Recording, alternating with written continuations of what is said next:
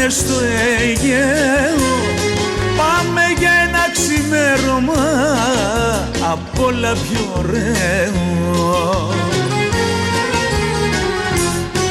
Άμα χαράζει στο Αιγαίο, είναι όμορφα σου λέω, είναι όμορφα σου λέω, άμα χαράζει στο Αιγαίο.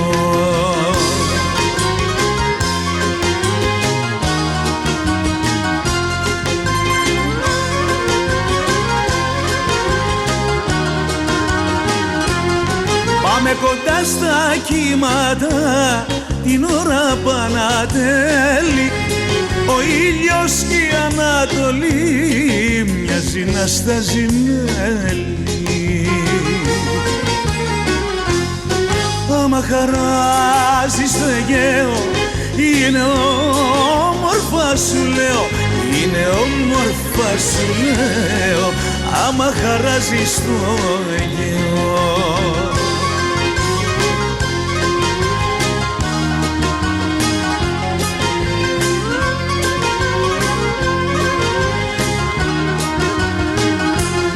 Σε γεωπελαγητικό πηγαίνω Ακρογιάλη, έλα κι εσύ και δεν θα θες να ξαναφύγεις πάλι.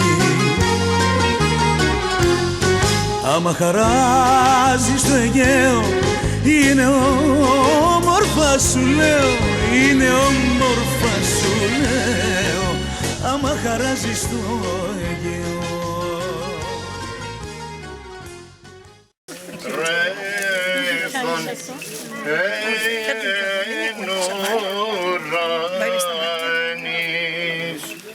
Πρέσβευε σωθήνε τάση χάσει. Είστε πάλι κόσμος.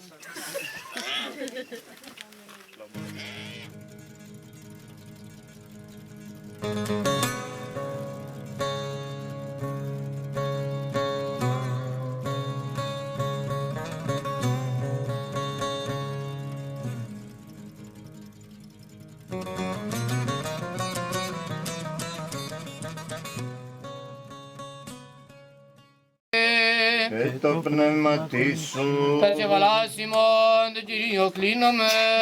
Συ Κύριε.